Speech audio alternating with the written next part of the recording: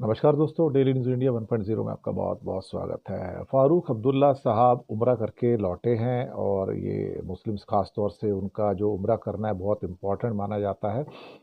और खुदा के सामने जाके प्रेयर्स करना, उनसे दुआएं लेना, तो ये उनका एक क्या कहते हैं कि धार्मिक फ़र्ज़ भी बनता है। तो बहुत लकी लोग होते हैं जो उम्रा वगैरह करके आते हैं। तो आए हैं तो उन्होंने कुछ ऐसी बात कही है जो वास्तव में सच है। और थोड़ा उनको गुस्सा भी है कि जिस ढंग से हिंदुस्तान में मुसलमानों को ट्रीट किया जा रहा है। और इसमें से जो महबूबा मुफ्ती साहब का भी एक स्टेटमेंट आया था कि जिस ढंग से बांग्लादेश में हिंदुओं को ट्रीट किया जा रहा है, उसी ढंग से हिंदुस्तान में मुसलमानों को ट्रीट किया जा रहा है, या बाकी माइनॉरिटीज़ है उनको ट्रीट किया जा रहा है। तो उसके ऊपर सारे के सारे बीजेपी के जो लीडरान थे उबल पड़े कि ये तो देशद्रोही है, इनको उठा के जेल में डाल देना चाहिए। हिंदुस्तान में कहाँ अत्याचार हो रहा है? हाँ भाई, संभल में जो मुसलमान मारे गए हैं वो तो किसी ऊपर वाले ने आके मारा होगा, आपने थोड़ी मारा है, आपके हिंदुओं ने थोड़ी मारा है उसको। तो अब इनका कहना है कि आप, फारूक अब्दुल्ला साहब ने गुस्से में थे, कहा था कि आप मुसलमानों का क्या करना चाहते हो? क्या समुद्र में फेंक दोगे? 24 करोड़ मुसलमानों को क्या आप समुद्र में फेंकना चाहते हो? चाहते क्या हो अल्टीमेटली आप? तो उनका कहना है कि देश में जो कम्युनल टेंशन चल रही है इस पर रोक लगनी चाहिए। संभल की जो सारी घटनाएं उसे रोकने की जरूरत है।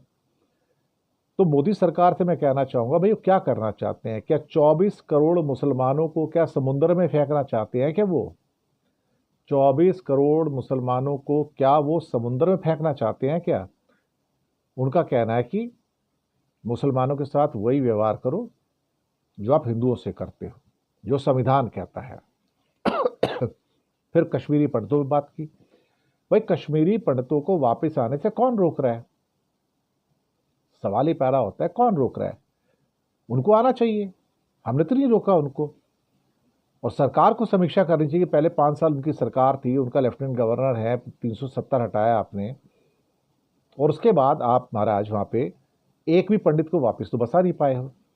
तो वो तो उनकी असफलता है ना अल्टीमेटली।